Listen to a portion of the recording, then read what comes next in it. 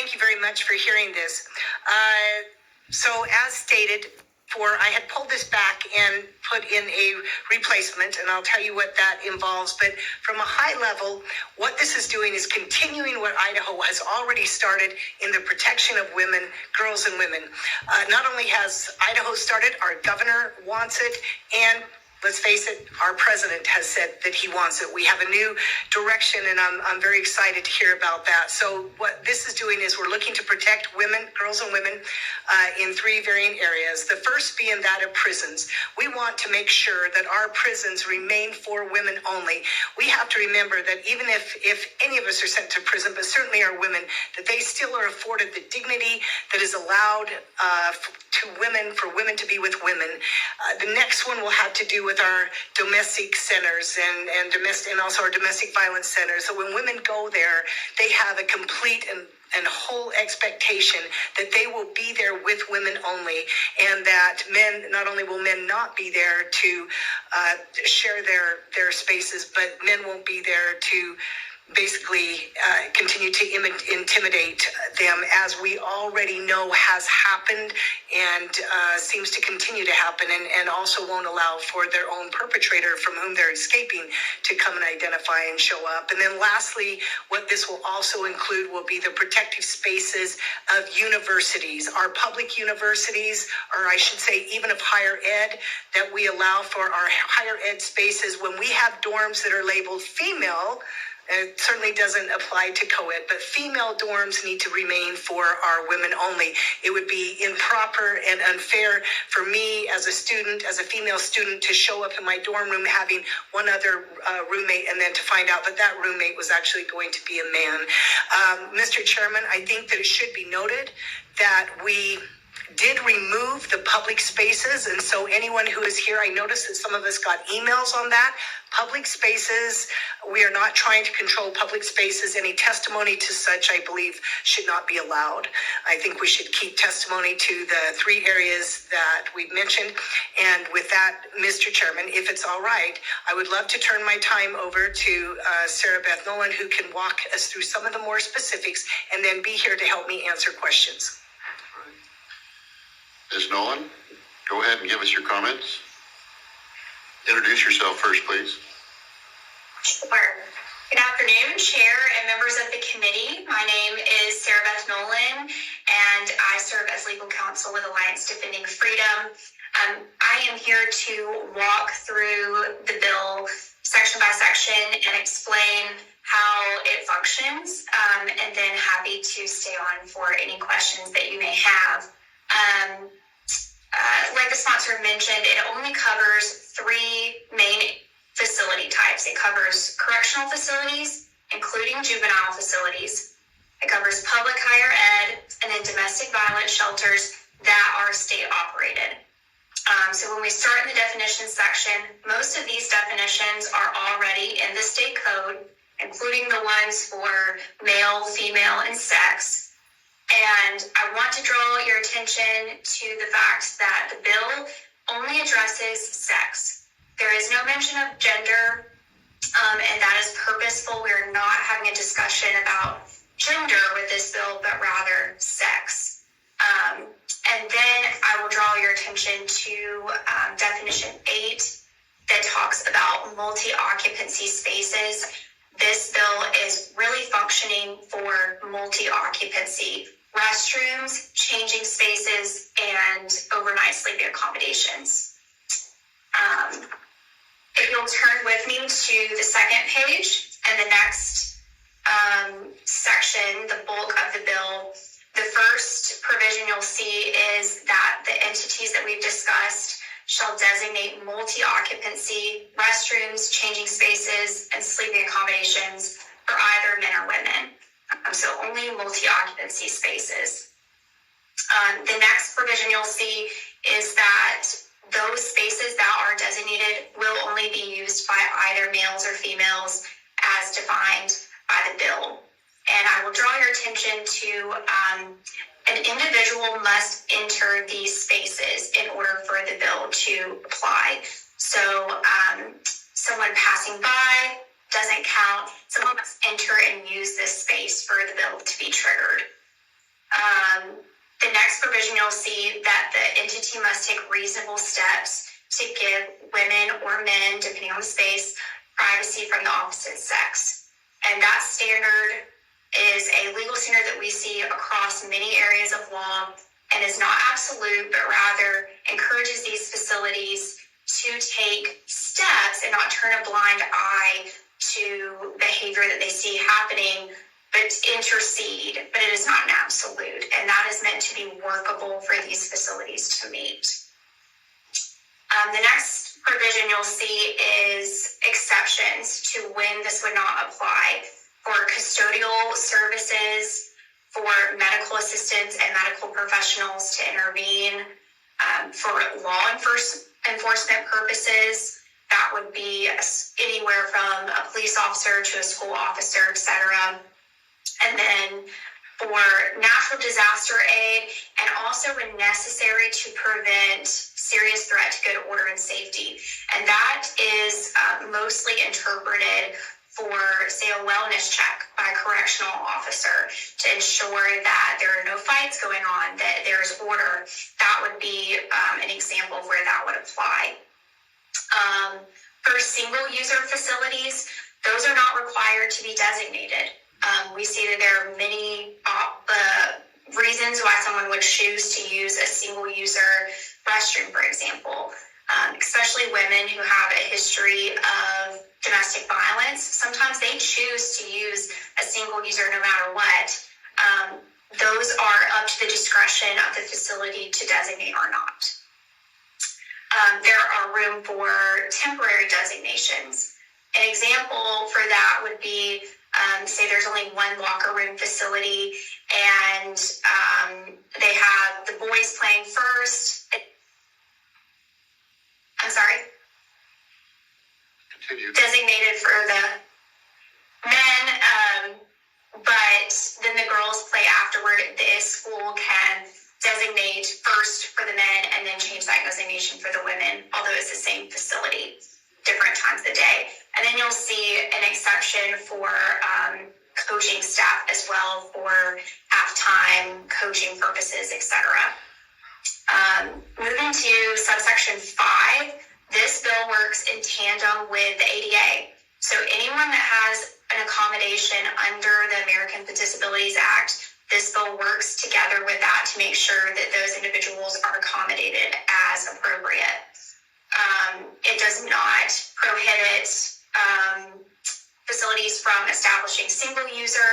They do not have to designate those. They may if they so choose, but gives the option for those as well. And then you'll see that there is a provision that allows for a mom with young children to, say, take her young son in to help, or an individual who may require aid, an elderly individual that needs physical assistance. And then I'll turn your attention to page 3. And there is a provision next, subsection 6, just for the public higher education. And this is for, this is mainly for overnight accommodations. And this is really meant for women to be accommodated if they are laced with a male, that they have the option to be placed with another female on campus. And that would not cover someone who voluntarily chooses another arrangement. It is for those who would be uncomfortable that they are accommodated. And then finally, the section for remedies down below. The cause of action would function in 2 different ways. If someone, say a woman encounters a man using the multi-user restroom that has been designated for women, that would only be triggered if that person was given permission by the facility to use the women's restroom, or they failed to take the reasonable steps. They failed to meet that legal standard to provide privacy to the women while using that restroom. Same thing goes for the sleeping quarters. If they are mandated to share sleeping accommodations with a male jail cell, then they would have a remedy under the bill. There's a 2-year statute of limitations, and the bill is severable. And I'm happy to stand for any questions that you may have on the functionality of the language. Okay. Thank you. Are there any questions of the presenters at this point from the committee? Representative Gannon. Thank you, Mr. Chairman, and either Ms. Nolan or Representative Ehardt, I want to know what the extent of the problem is that we're addressing here. How many incidents last year in calendar year 2024 were there, and what is the source of documentation for those incidents? Representative Ehardt. Mr. Chairman, good representative, anticipating that you would ask that, I decided not to research it. But no. Actually, where this has gone is those who are applying. You know, if you ask Director T-Wall, right now we're into those who are applying to be able to be housed when we're talking, of course, our prisons. And the Domestic Violence Center, that's kind of more of a difficult one. We do have documentation of that happening, but the fact that it could happen and how traumatizing that would be, that is the other thing that we want to prevent. I believe that our laws in Idaho are becoming more clear as to what our values are. And so at the university level, we're not, it has happened. There's been application, but we're not finding that problem yet. We want to make it very certain, though, because think on this. It helps those who are applying, too. How hard it'd be to apply to be part of the women's dorm room, only to find out that you're not going to be able to, and then a place where maybe you could have gotten, you're not able to get because now it's full. You know, we're making it very clear from the beginning what the parameters are and where it is you should apply and where you can be. And I think that that's probably kinder than running somebody around when we could have just given them the answer in the first place. Follow-up? Thank you, Mr. Chairman. So am I clear that we don't have any documentation here today on that I can refer to show me the nature and extent of the problem? Mr. Chairman, good representative, I did not bring any of that with me. The whole reason I'm bringing this is because it has something that's been taking place, and certainly at our prison level, we're aware of that, especially a couple years ago.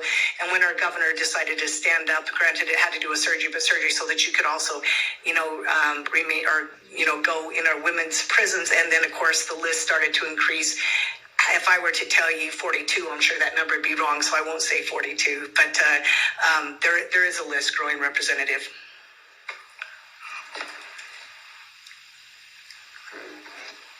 Representative Garner.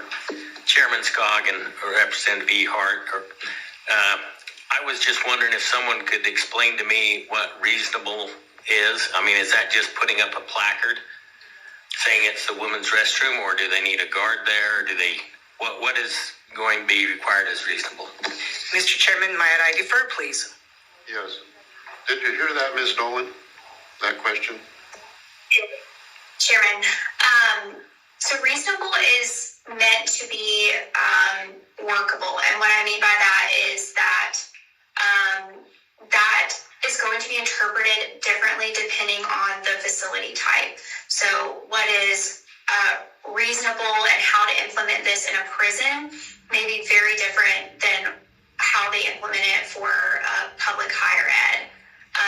That is a very common term, and usually what the courts say is that they took an effort that a reasonable and average entity would have taken.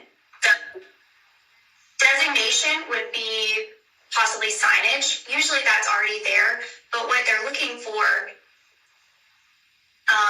say for the correctional facilities, it would not be taking reasonable steps to place a male in the shower hall while women are using that shower hall. That would have been a breach. They turning a blind eye and saying you can walk in there, for example, that would not be taking reasonable steps. It may not require them to have a guard there. And so really what that's meant to do is to give that freedom to the entities themselves to sit down and decide this is what makes the most sense for our facility type. And the courts have interpreted that very what an average entity would have done in that case.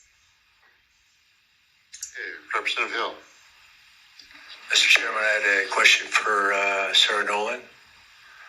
The question I had is, I did the bathroom bill here 2 years ago for public schools, exactly the same criteria, exactly.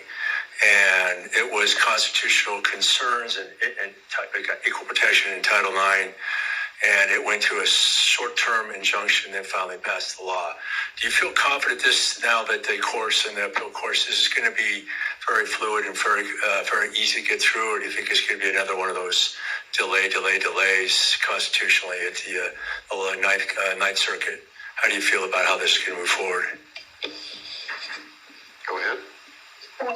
So this language is constitutionally sound. So speaking to Title IX, that was a piece of Title IX that girls are afforded that under Title IX. And so after what we've seen through working through the federal system on how Title IX has been resolved and the conflict there, this should not violate Title IX. And I do want to also draw attention to the fact that the language speaks to males and females exactly the same. So whether you're a male or a female, you have two options, exactly the same. Either the multi-user facility that matches your sex or a single-user facility. So there's no difference between males and females, and that is what makes it completely fair and equal between the two groups. Follow up. Yeah, I just, that reassures me. I think you got this locked down real nicely. I think you won't have any of those delays. It's already been through and it's been tested. I think this should go through real nicely. I think you got it covered. Representative Mathias. Thank you, Mr. Chairman. I have two questions, different questions. I don't care who answers it. My first question is about page 2, section 4.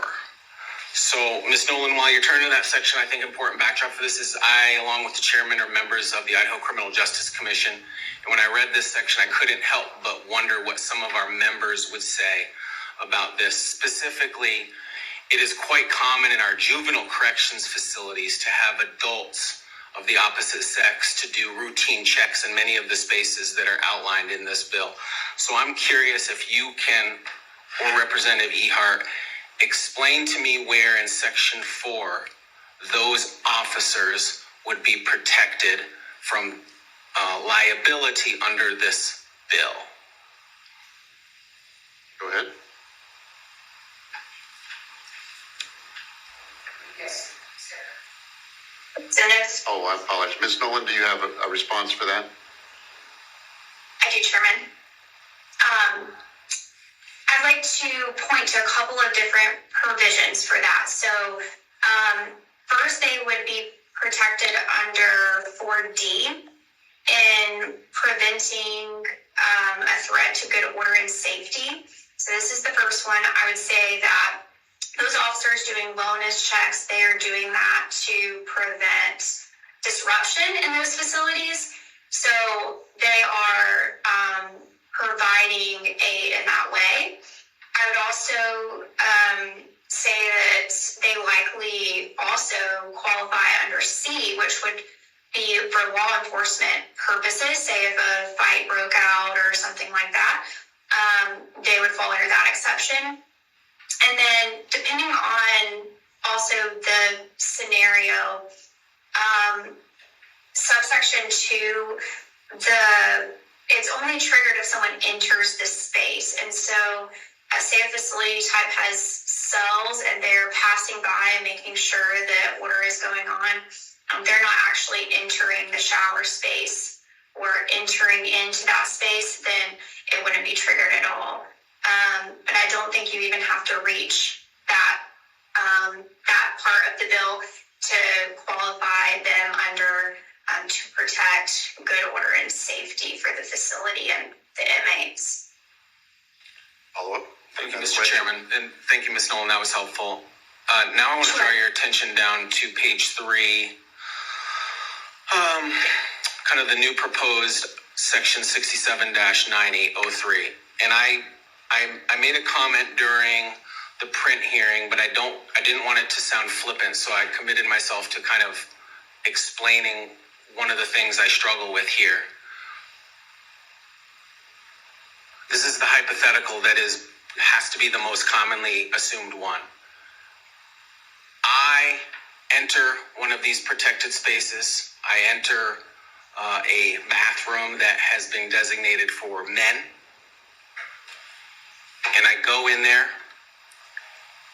There is someone in there that I don't think is a man. I can sue the facility if they didn't if they didn't take reasonable steps to keep them out, or if they gave them permission, if they did all these things. Now, when I sue the facility is going to say, how did you know?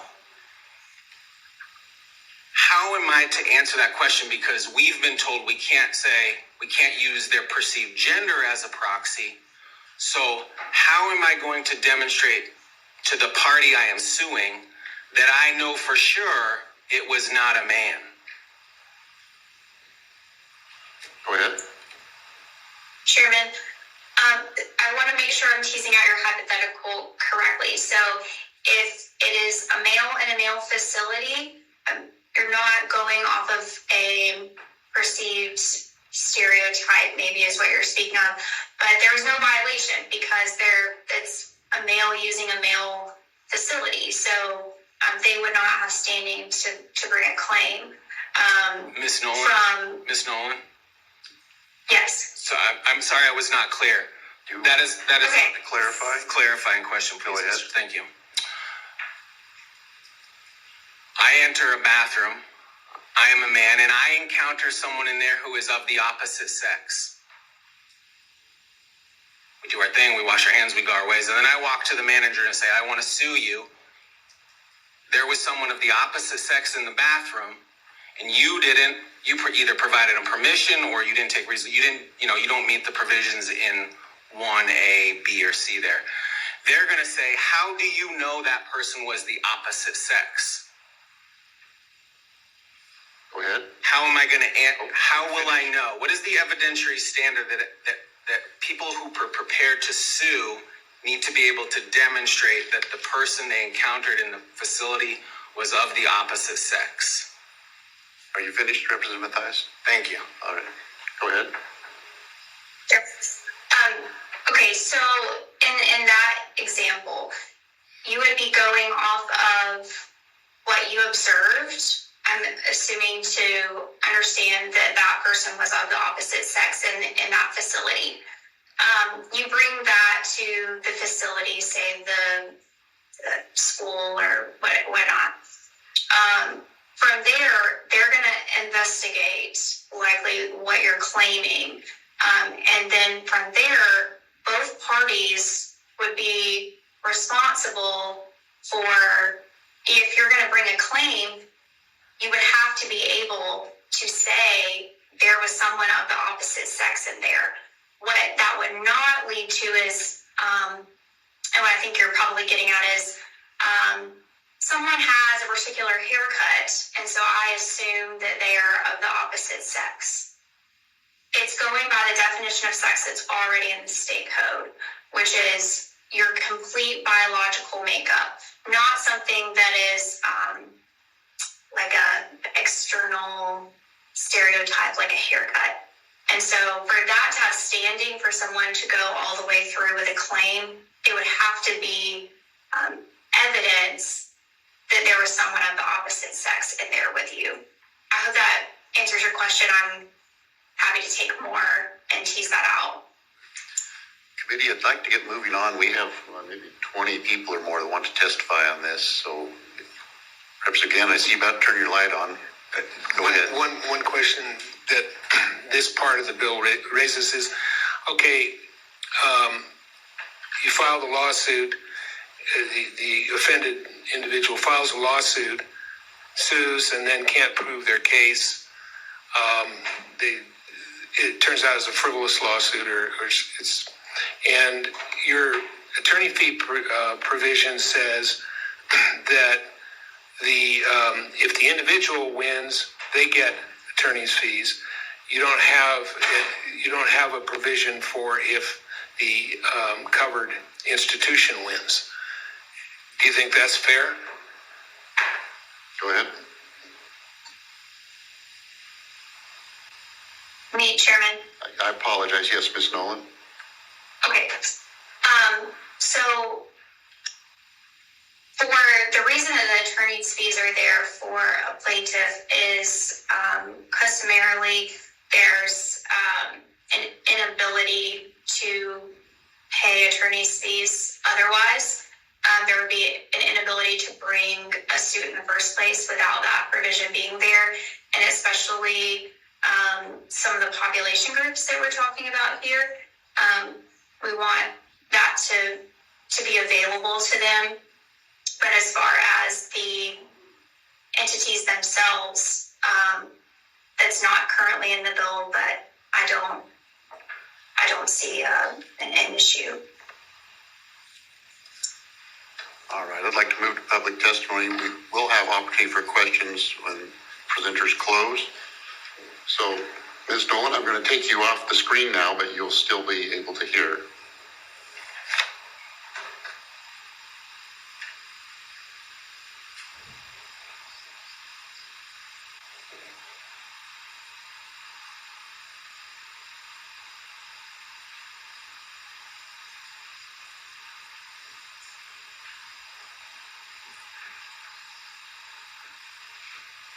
Technical issues.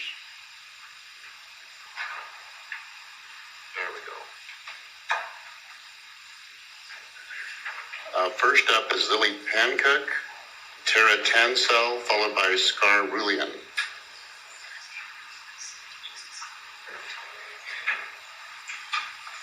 Welcome to committee. Introduce yourself, tell us where you're from, and tell us what you know within 2 minutes, if you would.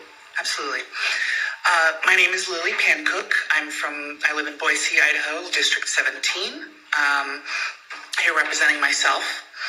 I'll try to be quick. This is not constitutionally sound, and I'd remind this body that any delays caused by the Ninth Circuit Court are because that court has a responsibility to uphold the U.S. Constitution and the human rights of the American people. The methods of enforcing a bill like this go beyond the pale for what's acceptable behavior for the government. Policing the gender expression, clothes, style, etc. of all citizens is absurd for the state of Idaho to be in charge of. Checking the genitals or chromosomes of the individuals as they enter bathrooms is obviously absurd, and there's no reality in which this bill is anything but unreasonable. The bill's sponsor said that you have to have evidence of the person's complete biological makeup, which would exclude factors like external genitalia because of surgeries. What you're asking for is a chromosomal test, which takes months to complete, and it's absurd for most facilities like women's shelters, bathrooms, in facilities like schools, which this law applies to. Similarly, in prisons, standard procedure is to put transgender inmates in solitary confinement, not to put them in a cell with a cisgender inmate. I'd like to share a statistic and a source with you today to put some perspective behind the empirical science behind the testimony I'm sharing today. So this is an article in the magazine called Sexuality Research and Social Policy. By using public records and statistical modeling, we found no evidence that privacy and safety in public restrooms change as a result of the passage of gender identity inclusive public accommodations non-discrimination ordinances. So meaning any places that allow for bathrooms that have gender inclusive policies, they don't increase the harm that comes to any citizens overall. Good job on the 2 minutes. Thank you. Any questions of the testifier? Seeing none, thank you for coming in here today. Tara Townsell, followed by Scar Rulian, and then Roddy White.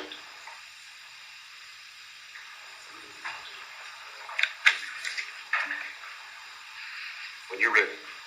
All right, it's Tara also. Thank you. Okay. My name is Tara Townsell, and I'm here representing myself as a resident of District 10. I'm here to oppose House Bill 264. I strongly oppose this bill for several reasons, and I'd like to just highlight 3 of them. Government overreach as one. I know members of this committee and Idaho lawmakers respect and value individual rights. This bill strips the dignity and bodily autonomy of Idahoans and impedes on community members' rights to privacy, government overreach. 2, this bill lacks language on how it will be enforced. Will there be required ID checks, genitalia checks? Who will do these? Guards, police, vigilantes? As a woman who presents masculine, I have been denied access to restrooms until an officer came to verify my sex on my ID. And I am a college student, so it happened at the university. I have been afraid to use public restrooms for over 25 years and often avoid them to avoid being harassed. Because this bill lacks critical language on how it will be enforced, it should not pass. The third reason is it's dangerous and creates opportunity for real harm and discrimination to Idahoans. When I was 9 months pregnant, I was denied access to a restroom, again, on the university campus because I was not believed to be a woman enough. 2 weeks later, I went to the hospital to give birth and was again denied access, obviously not at a university restroom. This bill creates even more danger to the women of Idaho than is already present, as my examples kind of expressed. The danger does not come from my transgender family and community, who I would gladly share any space with. HB 264 claims to protect women in bathrooms and other facilities. However, it is incredibly flawed and will only further perpetuate harm and violence to the people of Idaho.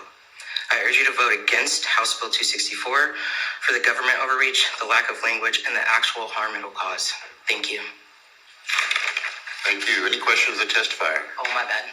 You're doing fine. Okay, no question. Thank you. Next up, Scar Rulian, followed by Roddy White and Karen, I apologize on the name, Cuellear. When you are ready. Hi, my name is Scar Rulian. I am a concerned citizen of Twin Falls, Idaho, and a current student at Boise State University. As a trans Idahoan, I strongly oppose HB 264 and fear it will be used to exclude people like me from university facilities. I am testifying on how using public facilities that don't align with my gender identity has previously put me in confusing, uncomfortable, and dangerous situations. The last time I used the women's restroom was October of last year. I remember it very clearly. I had just spoken at an event, and after a long day, my friends and I decided to go get in and out. At the time, I was 6 months into my medical transition and thought that the women's restroom was the safest place for me. I went to the restroom and was immediately greeted by a woman asking me, "Are you a man?" This caught me off guard.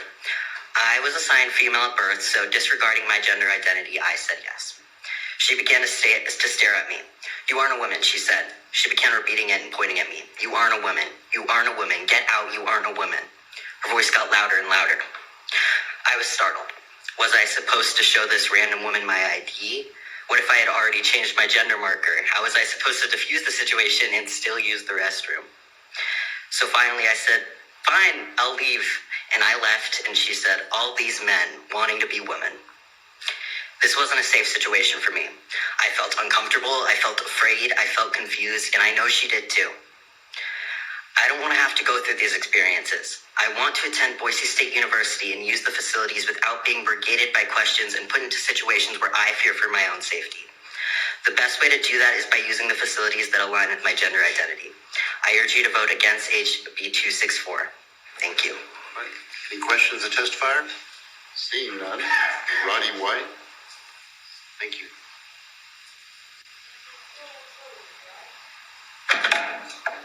Good to go? Good to go. Good day, everyone. I'm Roddy White, Navy veteran, representing myself. I live on the depot bench in Boise, and I'm here today to oppose House Bill 264. To enforce this law based on the definitions provided in Title 73, Chapter 1, Section 114, which goes over the biological markers for sex, a covered entity would need to hire personnel or pay for services that conduct costly multi-week or longer laboratory procedures for every person who wishes to enter a changing room or restroom, or simply bar all use of gender-exclusive restrooms on the premises with reasonable steps, or as reasonable steps will vary with context. Implementing such protocols would severely hamper the covered entity's day-to-day operations, and they would almost certainly implement such protocols, as the bill provides private citizens the option of declarative and injunctive relief. Not implementing such absurd measures of bathroom access control would make covered entities extremely vulnerable to frivolous and vengeful lawsuits. Additionally, if such extreme measures were not taken by an entity, private citizens could use the authorities granted by this bill as a form of blackmail toward the leadership personnel of the entity because it provides 2 years from the time of incident to produce declarative or injunctive relief. Said extreme measures would also serve as justification for bad actors within these covered entities to accost and inspect women's bodies to, quote, ensure that they are using the correct bathrooms and changing rooms. I'm certain that sexual assault will only increase if this bill becomes law, especially in places like juvenile correctional facilities and domestic violence shelters, where actors already have significant influence and power over them. I ask that you vote no on this bill because it poses too great a risk to public institutions, businesses, and persons in general. Any questions? Hearing none. Thank you. Thank you. Karen, followed by Lori Volkert.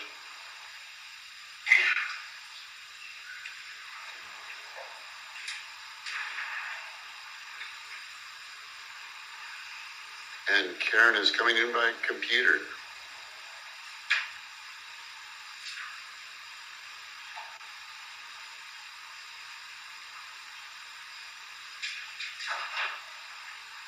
Hello. We see you. Go ahead and introduce yourself. Tell us where you're from. And tell us what you know. I'm here. My name is Karen Cuellar. I'm here on behalf of myself and the Humanists of Idaho. I live in Boise in District 17, and I'm opposing Bill HB 264, and here's why. First of all, this bill seems to be written by people that missed out on some high school biology. On top of the transgender people you're talking about here, what you guys seem to have forgotten is 1.7% of the population, or 34,000 Idahoans, are neither male or female. So those are Idahoans that are going to need entirely different bathrooms for these intersex. These are intersex folks. There's over 30 different types of intersex. Just so you guys know, in case you don't understand that, most people don't even necessarily know they're intersex until later on in life. So when you're setting up the genital inspection stations that will be required for this bill at university, you will also have to pay for extensive genetic testing to help these intersex folks people out. Plus, you're going to have wholly different bathrooms for them because they are not male or female. This is just a scientific fact. Now, transgender folks have existed for eternity, folks. There are 8 different genders in the Old Testament. So the people you're targeting here, that's 40,000 transgender people. This is something I learned decades ago for you older folks. You cannot get AIDS from a toilet seat by sitting on a toilet after somebody with AIDS has it, okay? And you also are not in danger if a transgender shares a bathroom with you. All right, Lori Volkert.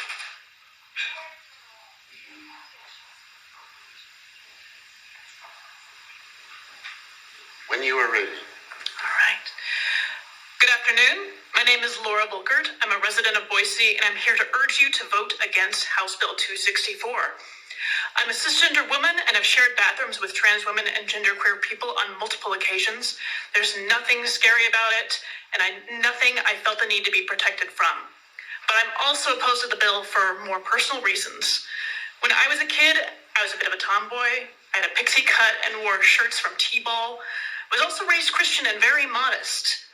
One day in 5th grade, I was at the roller drome, and they turned on the lights for a ladies-only skate and started playing Girls Just Want to Have Fun. So I'm out on the floor, skating to Cyndi Lauper, and this girl turns around to me and asks me, "What are you doing here?"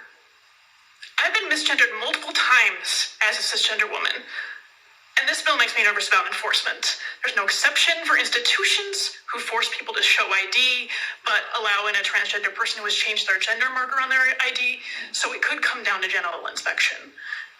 5th grade me wouldn't just have been humiliated if someone tried to check my privates. It would have ended me. For this and other reasons, I urge you to vote no on House Bill 264. Thank you. Any questions? Seeing none. Thank you for your testimony. Next up is Edward Clark.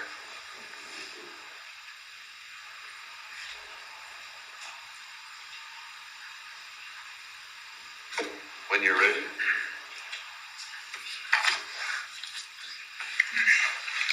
Mr. Chairman, members of the committee, my name is Edward Clark, and I serve as policy assistant at Idaho Family Policy Center.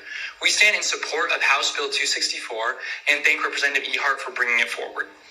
Women should be secure in their private spaces, on college campuses, in correctional facilities, and in domestic violence shelters, without living in fear of intrusion into these facilities by biological males. Right now, Idaho law fails to protect women in these public institutions, and this is especially true in our state prisons. Currently, female inmates, many of whom have been victims of sexual abuse or assault in the past, can be forced to share sleeping areas, bathrooms, and shower facilities with biological males. Furthermore, there is mounting evidence that male inmates who self-identify as female are disproportionately likely to have been convicted of at least one sexual offense. The people of the state of Idaho are becoming increasingly aware that change is needed to better protect the dignity, privacy, and safety of women and girls in correctional facilities. In the past year, Idaho Family Policy Center conducted extensive statewide scientific polling on this issue, and we found that 74% of likely Idaho voters with an opinion on this issue agreed that biological males should not be allowed access to private spaces in female prisons. That I call on the members of the House Judiciary Committee to stand with our girls and prevent their intimate spaces from becoming hazards to their safety and their privacy. Thank you, and I'm here for any questions that you may have. Any questions of the testifier? Representative Rubel. Thank you, Mr. Sherman, and thank you. There a trans man who has fully transitioned would appear fully male to the point that you wouldn't necessarily even know that they were not male. Do you feel that these women will be more comfortable having trans men in the bathroom with them? Mr. Chairman and Representative Rubel, this is ultimately about the overall policy that the state of Idaho is taking on acknowledging the biological differences between males and females and ensuring that specifically the female population, but really both populations, male and female, are safe in their private spaces. See no further questions. Next up, Nissa Nagel, followed by Diane Terhune.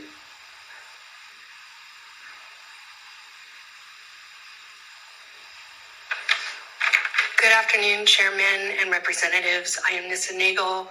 I'm testifying on behalf of myself. I'm from District 19. I'm testifying against HB 264. I am a cis woman who is comfortable sharing restrooms and changing rooms with transgender women. I do not feel safe with strangers, however, policing who looks womanly enough to be in the space. I imagine them peeking through and under stalls, waiting to pounce. You don't belong here. Anyone who doesn't fit another person's perception of female could be erroneously identified as being male or transgender.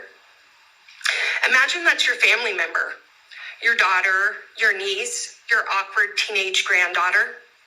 With roughly 1% of the population transgender, statistically, the people next to you in the stall or changing room are not transgender. Cisgender people, awkward teenagers, non-conforming adults will be caught up in this. What is the mechanism for proving that the person identified as being in the wrong space was in fact in the wrong space? Civil actions typically require facts and documentation.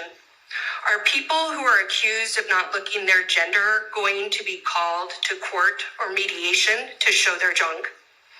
This does not make women safer.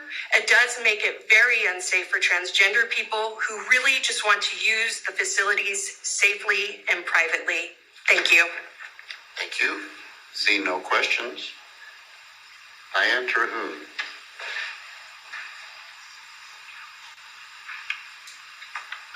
And Diane will be followed by Chente Diaz. Good afternoon, Chairman and Committee. My name is Diane Terhune. I'm a resident in Boise, District 17. This bill, I feel, is part of a larger trend. In recent years, we've seen politicians increasingly deny the existence of transgender people. Language has shifted from transgenders and biological men to phrases like a man dressed as a woman when referring to transgender women.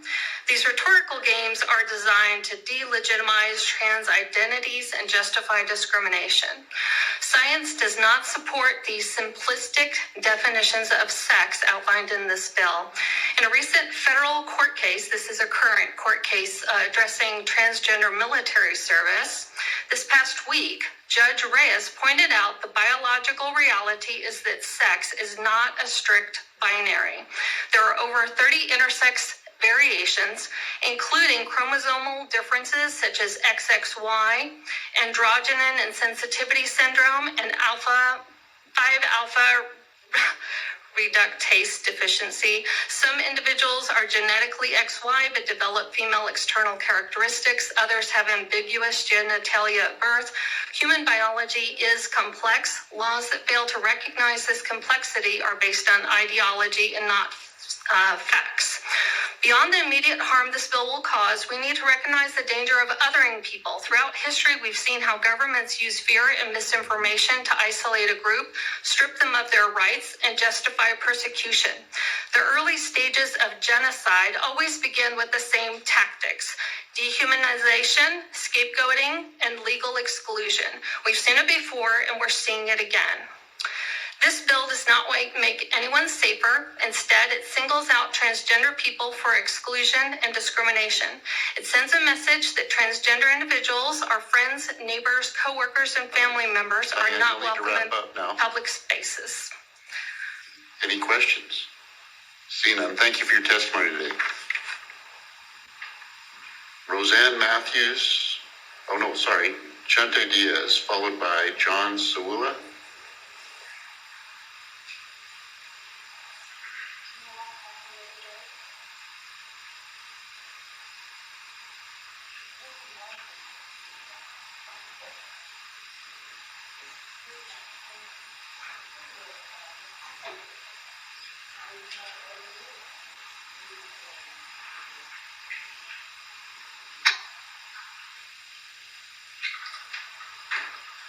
We see you. Give us your information, introduction, and tell us what you know. Hello, my name is Chante, District 13. I'm here to support trans people's rights to go to the bathroom. This bill says where trans people can't go to the bathroom, but it doesn't say where they can go to the bathroom or make safe spaces for them to go. That means that this will be putting trans women in the men's bathroom and trans men in the women's bathroom. Gender presentation can vary drastically, and that's how we figure out gender sex visually. So whether you want to deny it or not, it varies a lot amongst queer and straight people. Policing gender like this could violate gender non-discrimination laws and cause gender discrimination lawsuits. A while ago, you had infamous legislator Lauren Boebert harass a woman she assumed was trans in a bathroom. So this witch hunts affect everyone. The mindset of most trans people when they go to the bathroom is that they're trying to use the bathroom. There are no instances of any of these things that are alleged to be happening, yet this is being deemed an emergency. It makes no sense. This bill takes away the rights of institutions to have discretionary power over what is right for them. Now they are being asked with policing gender on top of that. That opens them up for gender-based discrimination lawsuits, and that's why I want to oppose this. Thank you for your testimony. Are there any questions? See none.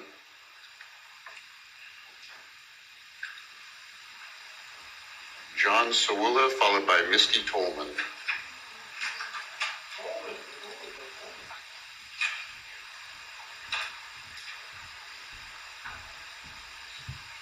And before we start, John, I want to remind those who testify, this bill is specific to prisons, Department of Corrections, police, or higher education, and domestic violence shelters. So this isn't the local Wendy's restaurant. So please keep that in mind with your testimony.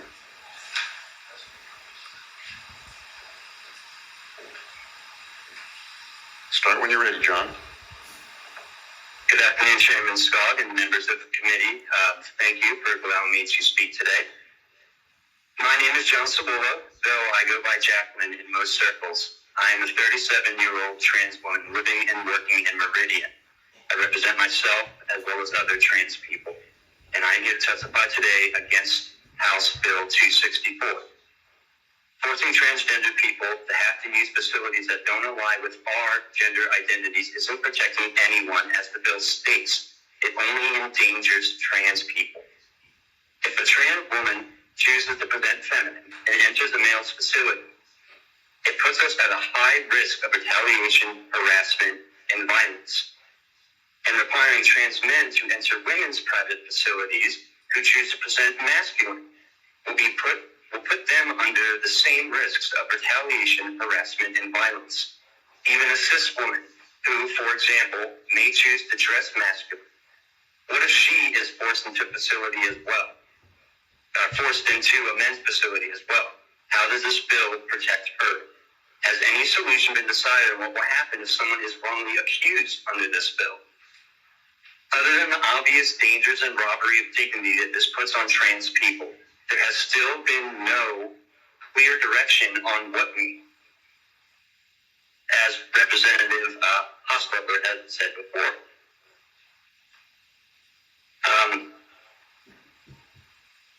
we're wondering if someone's going to be waiting outside the facilities to check my ID or to verify my birth certificate. This bill also gives cis men and women rights to civil action against the facilities we use for 2 years after the incident, according to the bill's text. That means for 2 years, I have to live in fear of legal retaliation because I need to use the bathroom. This bill violates my and all transgender rights as American citizens, as Matthias has also talked about. I ask you to vote against House Bill 264. Please vote against this to protect the rights of not just transgender people, but for your constituents who rely on you and trust you to protect your rights as American citizens.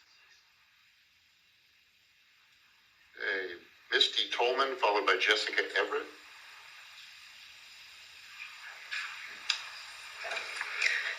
Good afternoon, Chair, members of the committee. My name is Misty Carpini-Tolman. I'm here on behalf of Planned Parenthood Alliance Advocates Idaho in strong opposition to House Bill 264. House Bill 264 is framed as a measure to protect privacy and safety, but in reality, it does the opposite. It puts transgender people at higher risk of violence, forces them into unsafe spaces, and creates unnecessary barriers to public life. The data is clear. Transgender and non-binary people already face high rates of harassment and assault in restrooms, shelters, and correctional facilities, not the other way around. Nearly 60% of transgender people report avoiding restrooms out of fear of discrimination or violence. 1 in 10 transgender individuals have been physically attacked in restrooms. The bill would mandate discrimination by forcing transgender women into men's spaces and transgender men into women's spaces, placing them at increased risk of violence and assault. Opponents of transgender rights often cite safety concerns, but there is no evidence that trans-inclusive policies lead to increased safety risks in restrooms or shelters. A 2018 study by the UCLA's Williams Institute reviewed 300 municipalities with trans-inclusive restroom policies and found no risk increase in public safety incidents. This bill is not based on facts, it's based on fear and misinformation. House Bill 264 doesn't just harm transgender and non-binary people, it also creates a climate of fear for all women, including cisgender women who don't conform to traditional gender norms. Under similar laws in other states, cisgender women have been harassed or removed from restrooms for not looking feminine enough. Is it protecting women and girls by empowering random adults to question your daughters about when you're not around to ensure they're using the right restroom? This bill creates a policing system that could easily lead to predatory behavior. There is no public safety crisis that this bill solves. What it does do is push vulnerable people into dangerous situations, forces shelters to turn away those in need, and opens the door to discrimination and harassment. Please vote no on HB 264. Any questions? See none. Thank you for your testimony.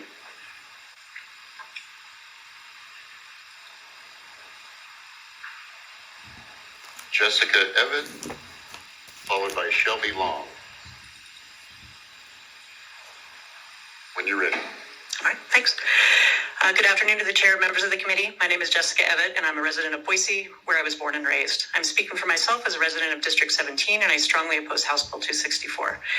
This bill will force trans people out of essential shared spaces in universities, correctional facilities, and domestic violence shelters based on nothing but fear, misinformation, and a denial of the truth that gender is non-binary. I oppose HB 264 because of the harm it would cause to the trans community and the unintended consequences it would have for all of us. As a cisgender woman, I have no issue sharing spaces like bathrooms with trans women when I visit a community college or university for an event or a class, and which is the public space I'd be most likely to encounter these restrictions. Trans men pose no threat to me in public spaces like that either. This bill does nothing to protect me. Instead, it poses an existential threat to trans individuals who simply want to live in peace. It will increase the risk of violence against a community that is already 4 times more likely to experience it, which is particularly alarming given that the bill includes correctional facilities and domestic violence shelters. It forces trans men and women to use facilities that don't align with their identity. How can a bill like this make any of us feel safer when people are going to be emboldened to police each other or will be forced to stand up for somebody else being questioned in a public bathroom? And when that happens, it will also impact anyone who doesn't conform to traditional gender norms. I'd like to speak to that last point on the unintended consequences. I'm tall, 5'11", with a fairly square build. When I grew up, I refused to wear dresses and refused to follow some other typical norms like having a short haircut. It did not win me any popularity contests, but I certainly wasn't hurting anyone. Some people certainly said things about me that made me feel like I shouldn't even exist during that period. Over the years, I've been subject to assumptions about my gender in public spaces like museums and malls, even when I wear skirts or style my hair a certain way. As a volleyball player at the College of Idaho, I got used to hearing some crowds scream "man" at me as a slur or use a variety of other colorful homophobic slurs. If this bill passes and the rhetoric escalates, what's next? How long before I hear those same slurs on the street when I'm just walking along wearing a skirt? Because that already happens. The truth is, this bill opens the door for more harassment and violence, not just for trans individuals, but for anyone who is non-binary or strays out of the traditional norms.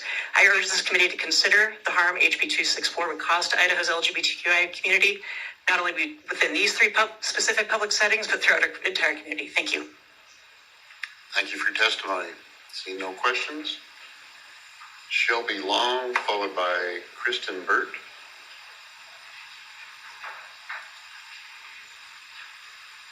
When you're ready. All right. Hello, committee members. My name is Shelby Long. I'm a cis woman from District 18. I'm here to represent myself and to urge all of you to vote no on House Bill 264. First, let me give you a little statistics. Did you know that in an Idaho survey of trans, non-binary, and intersex people, that 8% of those student people reported that someone had denied them access to a bathroom? 15% reported being verbally harassed, 3% physically attacked, 1% sexually assaulted when using a public restroom in this state. 59% of respondents avoided using public restrooms because they were afraid of confrontations that other problems they may experience. 26 have limited the intake of food and water while out in public to avoid these consequences. As you all now know, there are at least 30 well-defined, scientifically recognized intersex genders, not including the 2 male and female that you all already know. There are at least 8,000 trans, non-binary people in Idaho alone, as well as 1.7 million intersex people in this country. Now here's some science. An intersex gender is presented in multiple different ways. It starts with a person's chromosomal makeup, which changes that person's genetic appearance, genital appearance, and hormone differences. I don't see how this bill will protect any Idahoans. Violence against trans people has gone up 93% since 2017 to 2021. In 2024 alone, 350 trans people were murdered in this country. How does this law protect them? I helped create a transgender affirming committee at a male prison because that is what they deserved. This isn't about safety for women, it is about bigotry. This continued attack on trans youth specifically is nothing more than Nazi rhetoric being regurgitated and shoved down the throats of Idaho people. This has been happening since the 1900s and became more in 1953. Stop for a moment. And when I say stop, you need to stop. When you start using terms like Nazi and bigoted, you're insulting, maybe unintentionally, the presenter of the bill. We don't question the motives of the people who bring the bill. Talk about the bill itself, good or bad. You did pretty good up to that point. I wanted to share this information with you so that going forward, you can't say that you are not aware of the damages that this law can cause to human beings in this state and in this country. All right, thank you. I apologize for insulting. Any questions? Seeing none. Let's see. I'm so sorry. No questions. Kristen Burt, followed by Nixon Matthews.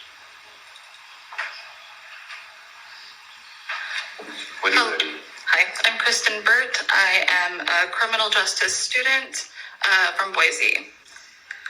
I am writing to express concern about House Bill 264, protecting the privacy of women. I grew up in law enforcement and currently studying it. So far, I have never encountered any credible threats to women or children posed by trans individuals in bathrooms or locker rooms.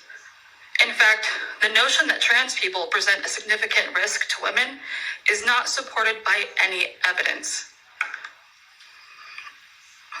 The bill does not provide any information on how it would be enforced. Are you implying that we need to prove our natural sex and subject ourselves to unnecessary scrutiny? That sounds predatorial. If we're discussing safety, perhaps you should focus on a bill, for example, that segregates priests. They've been linked to widespread sexual abuse. Growing up with an overprotective cop as a father, I was raised to fear them, not transgender people. The bill in its current form is very harmful and does nothing to protect women in meaningful ways.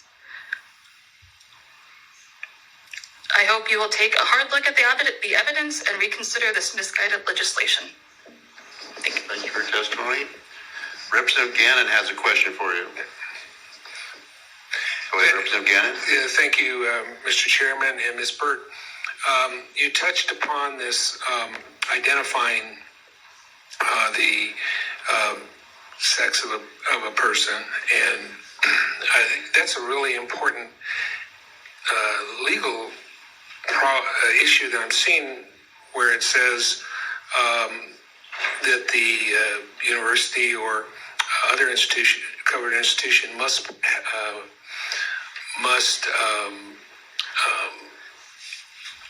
take reasonable steps to be sure that the bathroom is used by one sex or the other.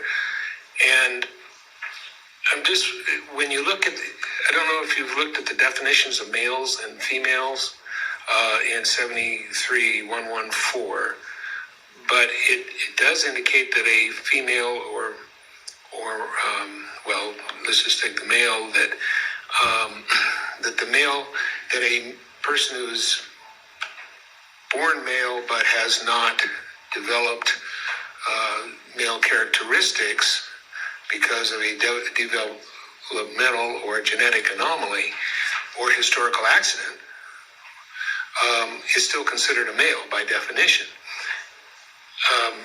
Being in your criminal justice studies and in your earlier reference, could you comment on what kind of problems that might make for a covered institution to figure out how they're going to handle the requirements of this bill?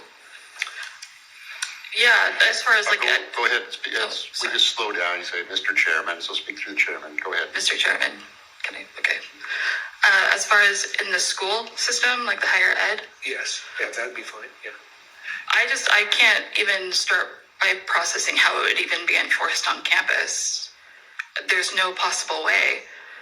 I think it's predatorial for a man to come up to me or a woman and ask, what am I biologically? How do you prove that? No one carries their birth certificate on them, and it's none of their business anyway. But there's no way to enforce it. That's terrifying. I have a son, right? If I had a daughter, I'd be even more nervous because, again, there's predators everywhere, and I've never been threatened by a transgender person. So it's just really scary to enforce a bill like this with you have no idea what the consequences will be. It's too dangerous. Thank you. Was it Nixon I had next? Nixon Matthews, followed by Allison Walters. Nixon, welcome back to Pitney. My name is Nixon Matthews, and I am a proud trans man who occasionally has to use a bathroom. And I'm here in opposition to this bill.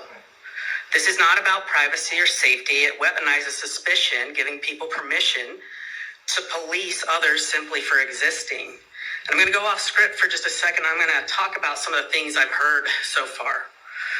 First of all, there were no examples that could be given that shows that there's a concern here. Yet there is an emergency declaration that requires upon signing, it will go into place. So no examples, but it's an emergency. Secondly, I have heard so many people stand up, cisgender women and trans people, talk about the harm this bill would cause and perpetuate, that it requires people and allows people to make assumptions based on the way that you look, what you dress in, and what bathroom that you're in. So what we have actually seen is the exact opposite.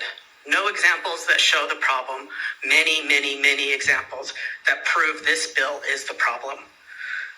I want to note just some final thoughts. This bill increases violence against trans people, as we've already heard, specifically trans women.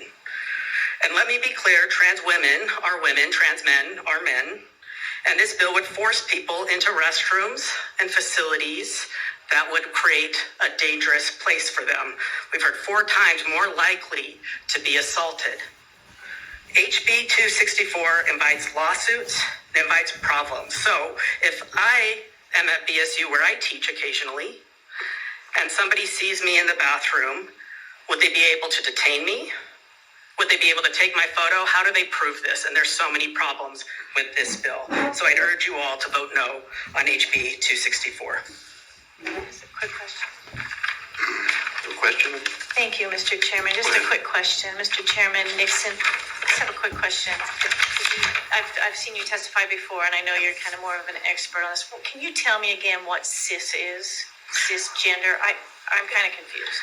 So do you identify as a woman?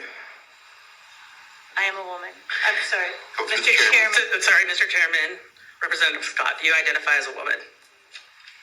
Mr. Chairman Nixon, yes, I am a woman. Okay, Mr. Chairman, Representative Scott, is that the sex you were born as? Mr. Chairman? I'm sorry, I didn't hear that. Well, this isn't a time to question the I committee. just was curious if you So what I was trying to say, you identify as a woman, and you were born, the sex you were assigned at birth was a woman. That is cisgender. You identify the way you were born.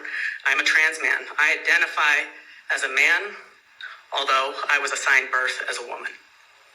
That is the difference. Nixon? Yeah. You're very articulate, and I want to ask you this question rather than someone else. So a man, not a transgender person, but a man, obviously a man, just wants to go in the ladies' restroom, and just because there's predators who are men out there, and would you see this bill as preventing that, and that would be okay with you or not? So you're saying a cis man, not a trans woman, goes into a bathroom. This cannot stop that.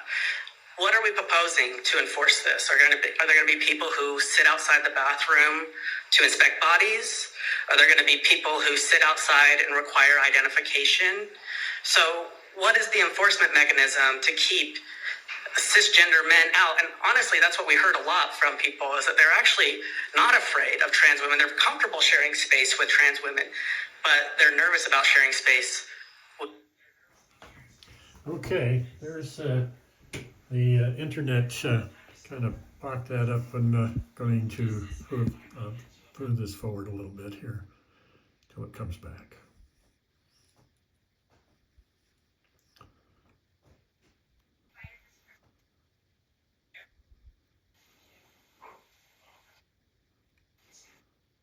Hang in there.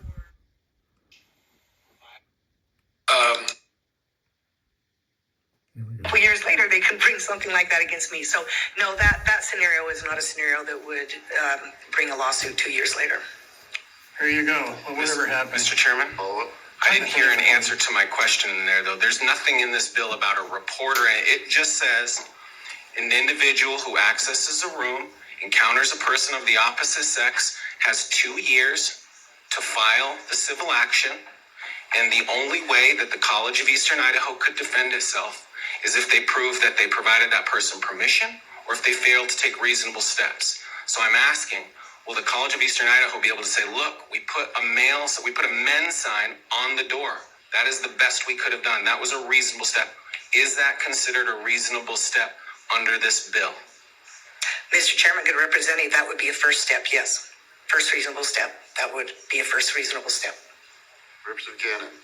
Thank you, Mr. Chairman, and Representative Ehardt. And that the review by the institution is something that was included in the library bill. And the library bill said first, the complaint is made to the library board about the books and the policy, and then the board has a certain number of days, etc., to review that, and then you can't just go off and file a lawsuit. Do you think that might be helpful in this bill to have what they call it an informal dispute resolution or mediation, especially because whoever the person of the alleged wrong sex is in the bathroom is going to be involved in the litigation and has no stake in it at all. I mean, they're just a person who, they're not being sued, they're not a party. What do you think about that as an alternative? Do it like the library bill? Mr. Chairman, good representative, to be quite honest, I feel pretty comfortable with the bill as it is, and the language is language that is language that's used and accepted in the courts, and also at this point have been tried and tested in other states, and I feel pretty comfortable with it. And with that, Mr. Chairman, I feel like I've done a pretty good job of answering attorney questions without being one, and I think at this point I would probably let you know that I think I feel comfortable being done with those questions. Well, I think we're getting kind of tired. Yeah. Did you have a follow-up? Yeah, maybe at this point, Representative Ehardt is becoming at least a paralegal. Does it pay more? You, Mr. Chairman, I'd like to make a motion to send House Bill 264 to the floor with a due pass recommendation. And just to speak on that, this seems reasonable. I think most people are going to follow the law. I think by saying that they wouldn't, it's just odd just to think that someone that's transgender or cis or whatever they want to call themselves would not follow the law. I think they're probably law-abiding citizens, and this is going to take care of some issues in some of our what are they going to do? some of our government in the, facilities. And so with that, I'd ask for you to vote in favor of it. Mr. Chairman, could I have a quick close? Yeah, well, where are they going to go to the bathroom? You're going to have them go outside in the bush? Okay, thank you, Mr. Chairman. This is terrible. With the exception of a couple testimonies, we got way off track. When I first introduced this, accidentally we had public spaces in there, which would have included bathrooms and all these other places. And we have to remember what the crux of the issue is. We're talking the prison, shelters, juvenile spaces, universities, and it's not the public spaces that originally was in there. I do agree that's a bigger lift that I wasn't ready to do, nor at this point do I think I need to do. So I do not care how an adult identifies. I really don't. But to presume that women and girls don't deserve and want to be protected is incorrect. As a matter of fact, we'll see what the vote is. Polling and conversation in that is really quite opposite. I think it's incredibly important that we do this and stand up, especially when you think about women in prisons. The amount of men who are identifying as women is staggering, and that's a very vulnerable place. Some of you had joined us with the chairman to go to the women's prison. That is a very vulnerable place. I think that we need to also remember we do not want to micromanage these facilities. I think I kind of addressed that in the question. Individuals can't take matters into their own hands. That's going to have to be the facility helping to make that happen. And it was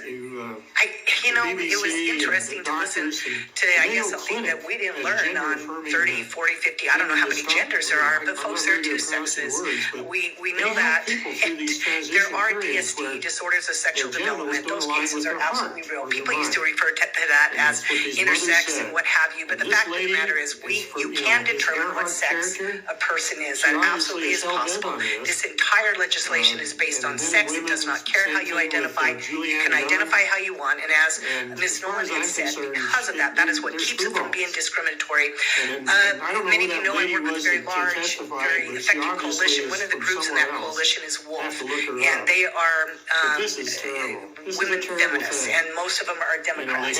They have really taken up this issue as far as going out there and protecting women in prisons because no one was. And I am happy to call so many of those good women my friends and happy to take up this issue with them and to stand strongly with them because our women are worth protecting. And again, I do not care how you identify.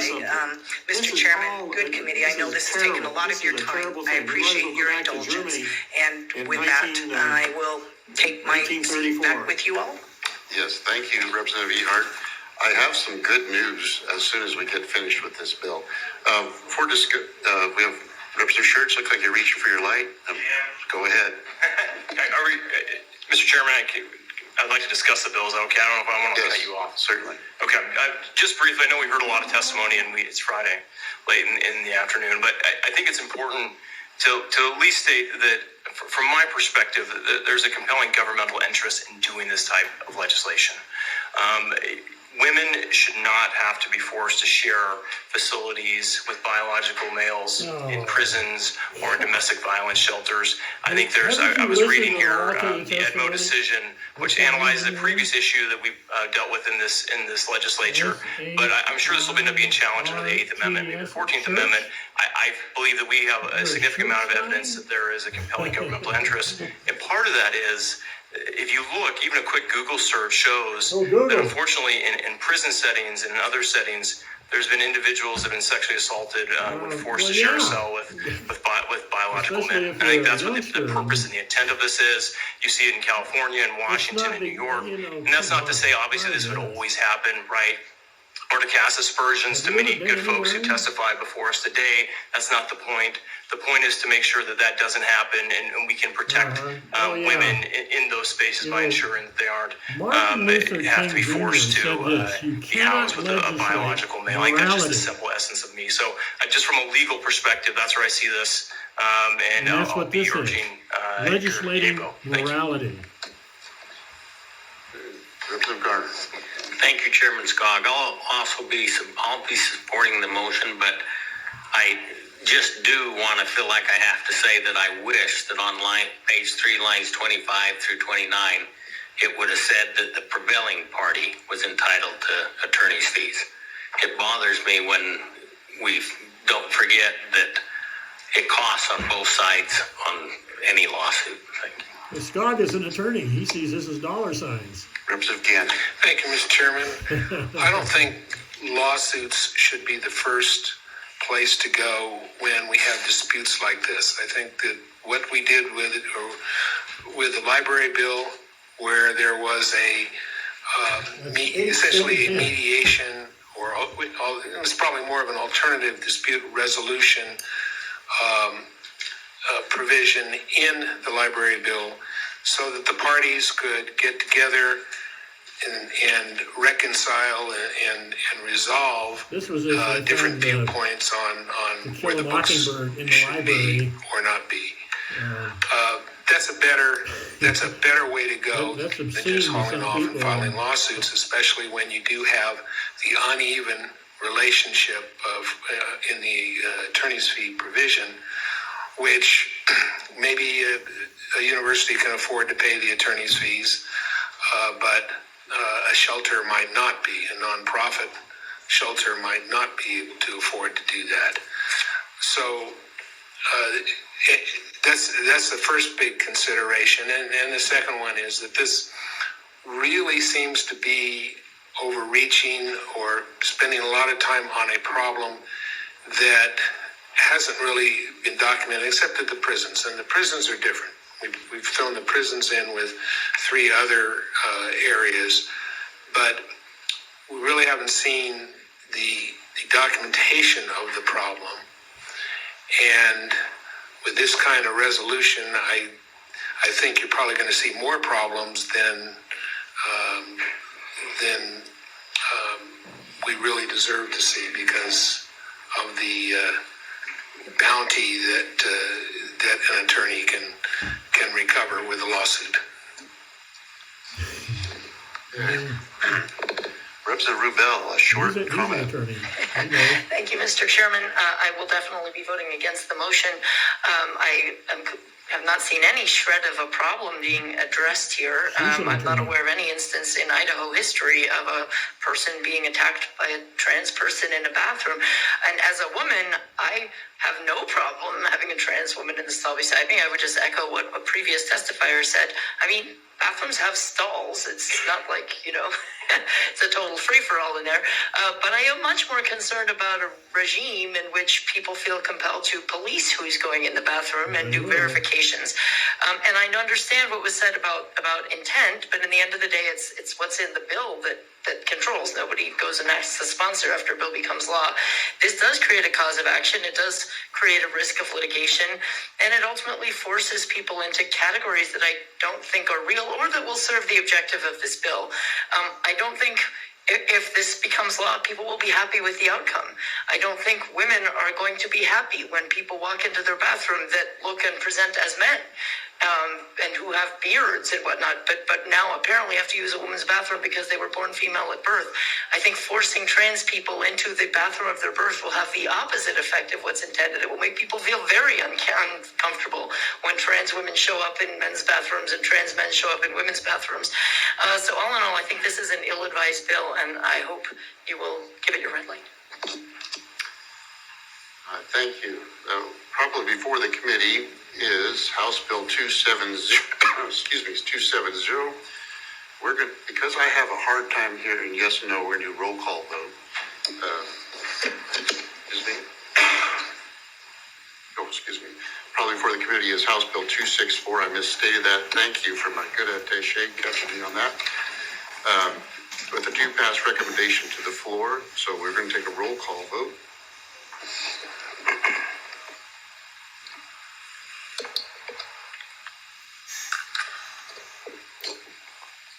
Watch this.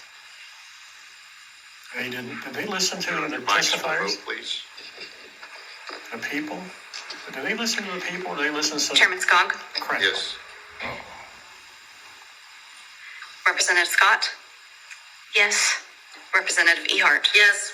Representative Erickson? Yes. Representative Garner? Yes. Representative Handy? Yes. Representative Hawkins? Yes. Representative Hill? Yes. Representative Hostetler? Yes. Representative Pohanka? Yes.